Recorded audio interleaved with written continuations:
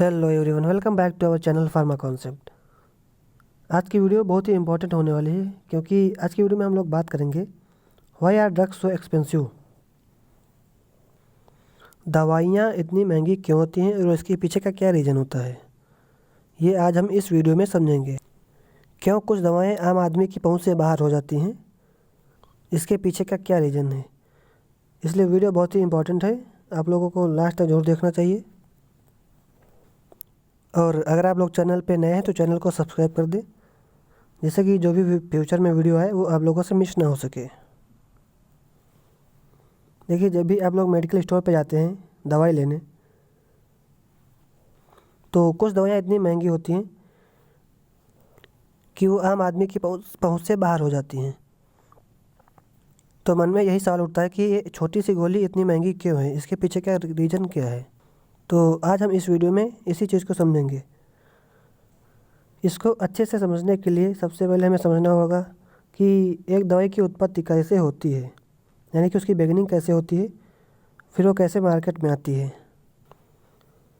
जब भी कोई नई मेडिसिन आती है तो उसकी नई मेडिसिन की शुरुआत होती है लैब से, जहाँ पर हज़ारों लाखों टेस्ट परफॉर्म किए जाते हैं, हज़ारों केमिकल्स यूज़ किए जाते हैं और साइंटिस्ट की कड़ी मेहनत के बाद एक उम्मीद की किरण नज़र आती है जो आगे चलकर मार्केट में दवा के रूप में आती है। और फिर इसको मार्केट तक आने में 10-15 साल तक का समय लग जाता है, क्योंकि जब कोई टेस्ट पास होता है फिर आगे चल के उसकी टेस्टिंग होती है। पहले उसकी एनिमल पर टेस्टिंग होती है, अगर उस पर वो पास हो रहा है फिर जाके उसकी क्लिनिकल ट्रायल, ह्यूमंस पर उसका क्लिनिकल ट्रायल होता है। अगर वहाँ भी वो पास हो रही है तब जाके वो मार्केट में आने के लिए पूरी तरह से रेडी है। और उसकी हर स्टेज पर टेस्टिंग इसलिए की जाती है क्योंकि मेडिसिन का इफ़ेक्टिव होने के साथ साथ सेफ़ होना भी बहुत ज़रूरी है। और इस ड्रग डेवलपमेंट की पूरी प्रोसेस में करोड़ों अरबों रुपए खर्च हो जाते हैं, क्योंकि जो हज़ारों लाखों टेस्ट परफॉर्म किए जाते हैं, हज़ारों लाखों टेस्ट में एक टेस्ट ऐसा होता है जो पास होता है और कई हज़ार टेस्ट, कई लाख टेस्ट फेल हो जाते हैं। अब हम लोग जानेंगे कि पेटेंट क्या होता है।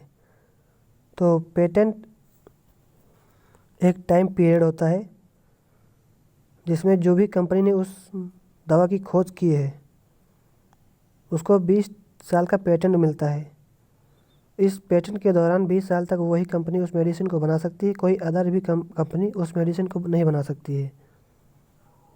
और ऐसा इसलिए होता है क्योंकि उस एक मेडिसिन की खोज में करोड़ों अरबों रुपए खर्च हुए हैं।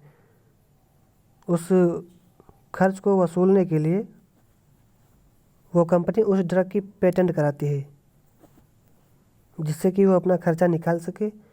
और अगर 20 साल में अगर उसको प्रॉफिट नहीं हो रहा है तो वो फर्दर आगे चल के वो अपने पेटेंट को बढ़ा भी सकती है।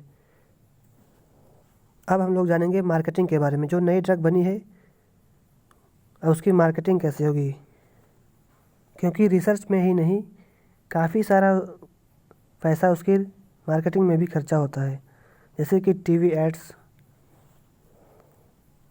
डॉक्टर विजिट, मेडिकल कॉन्फ्रेंस, इन सब में बहुत सारा पैसा खर्चा होता है जो आगे चल के मेडिसिन की फ़ाइनल प्राइस में जोड़ दिया जाता है। और फिर आगे चलकर इसमें कई मिडिल मैन भी होते हैं, जैसे कि फार्मेसी, रिटेलर, डिस्ट्रीब्यूटर, मैनेजर, सभी अपना अपना हिस्सा लेते हैं। इसीलिए फिर आगे चलकर मेडिसिन और ज़्यादा महंगी हो जाती है और मार्केट तक पहुंचते पहुंचते जान बचाने वाली दवा आम आदमी की पहुंच से बाहर हो जाती है। पर दोस्तों, इंडिया जैसे कंट्री में जहाँ पे जेनेरिक मेडिसिन की वजह से और गवर्नमेंट का रेगुलेशन की वजह से, गवर्नमेंट के कंट्रोल की वजह से जो प्राइस थोड़ा कंट्रोल में है। बट कुछ कंट्रीज ऐसे हैं जैसे कि यूएस हो गया, तो वहाँ पे कंपनियाँ खुद एमआरपी जो प्राइस है वो डिसाइड करती हैं। यूएस जैसे कंट्री में सरकार का कोई कंट्रोल ही नहीं है मेडिसिन पे, क्योंकि जो कंपनी मेडिसिन बना रही वही उसका एमआरपी, उसका प्राइस है, डिसाइड करेगी। बट इंडिया में ऐसा नहीं है। कोई भी मेडिसिन जान बचाने के लिए बनी, बट जब कीमत जान से ज़्यादा लगने लगे तब एक सवाल उठता है कि सिस्टम ऐसा होना चाहिए कि जो साइंस और ह्यूमैनिटी दोनों को रिस्पेक्ट दे सके, जिससे कि वो मेडिसिन आम आदमी के लिए अफोर्डेबल हो और अपना इलाज करा सके। एक ऐसे सिस्टम की ज़रूरत होती है। तो दोस्तों, इतने सारे लंबी प्रोसेस से गुजरते गुजरते दवा की कीमत जो है बढ़कर इतनी ज़्यादा हो जाती है। दोस्तों, आज की वीडियो में इतना ही। आप लोगों को वीडियो अगर इन्फॉर्मेटिव लगा तो वीडियो को लाइक शेयर करें और कमेंट करें कि मेडिसिन पर किसका कंट्रोल होना चाहिए, गवर्नमेंट का या फार्मास्यूटिकल कंपनी का, या फिर दोनों का होना चाहिए। और अपने चैनल फार्मा कॉन्सेप्ट को सब्सक्राइब करना बिल्कुल मत भूलिए। मिलते हैं नेक्स्ट वीडियो में किसी नए टॉपिक के साथ। Thank you.